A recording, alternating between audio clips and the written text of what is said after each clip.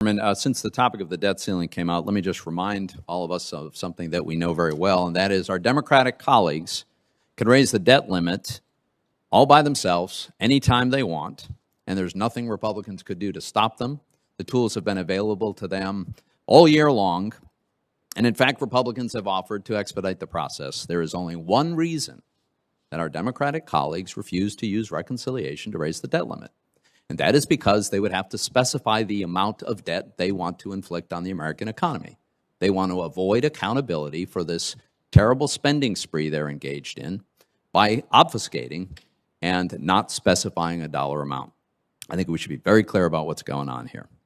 Mr. Powell, under the Fed's new flexible average inflation targeting, the inflation target remains at 2%, but now it's on an average over an unspecified time frame.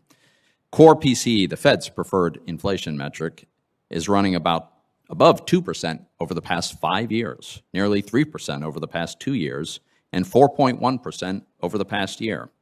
So it's above target, it has been above target, and it's accelerating. And yet the Fed has maintained an extraordinary emergency monetary policy stance. It looks to me like this framework appears to be a weakening of the Fed's commitment to stable prices. Now, I know you believe this is transitory, but everything's transitory. Life is transitory. How long does inflation have to run above your target before the Fed decides maybe it's not so transitory?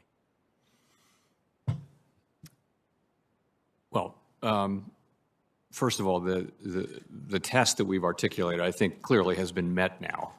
You're absolutely right. Inflation has run well above 2% for long enough that if you look back a few years, inflation averages 2%. So I think we can say that is taken. It was not the case going into this episode. It had been many years since we had inflation at 2%.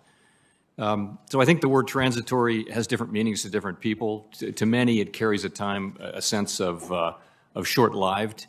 We tend to use it to mean that it won't leave a permanent mark in the form of higher inflation. I think it's probably a good time to retire that word and try to explain more clearly what we mean.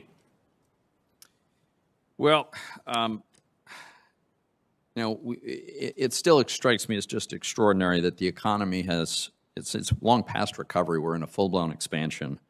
Unemployment's down to 4.6. We have record high asset prices. Housing is leading the way to the point where in many markets, houses are just unaffordable for many people. And yet, the Fed's going to purchase $35 billion in mortgage-backed securities in December alone, and scheduled to continue purchasing mortgage-backed securities for the months on end. I would strongly urge you to reconsider the pace of the tapering. Secretary Yellen, I want to follow up on the discussion about payment stablecoins. In the President's Working Group, payment stablecoins were defined, and the definition is, and I quote, "Those stablecoins that are designed to maintain a stable value relative to a fiat currency and therefore have the potential to be used as a widespread means of payment," end quote. End quote. Well, that certainly covers every major stablecoin that exists right now. And what strikes me as perplexing is that the President's Working Group recommendation is that all such stablecoins be required to be issued by depository institutions only. But yet, as you know, the mechanism by which the value of the stablecoin is maintained relative to a fiat currency, they vary significantly. Some arguably look somewhat like depository institutions. Others look much more like money market accounts. Still others look like something wholly new. Why suggest that they all must be regulated the same way and treated as depository institutions?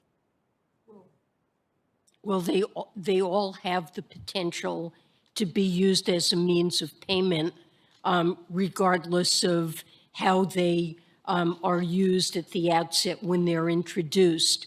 And the structure that they espouse and adhere to, which is that they have a stable value relative to a fiat currency, that is really what depository institutions guarantee. I would just suggest that we really think this through. I think the very fundamentally different designs suggest that there might be different regulatory approaches. I'm going to run out of time here, so Mr. Chairman, I just want to note that Pillar 1 of the Biden administration's international tax agreement will be the most significant international tax change in 100 years. To implement it, every one of our bilateral our bilateral tax treaties would need to be modified. There is no historical precedent for bypassing the Senate treaty process to implement Pillar 1. Secretary Yellen, during a recent Finance Committee briefing, I asked you to acknowledge that administration would need to come to the Senate for treaty approval to implement Pillar 1. You responded that Treasury has yet to determine whether a treaty will be needed or not.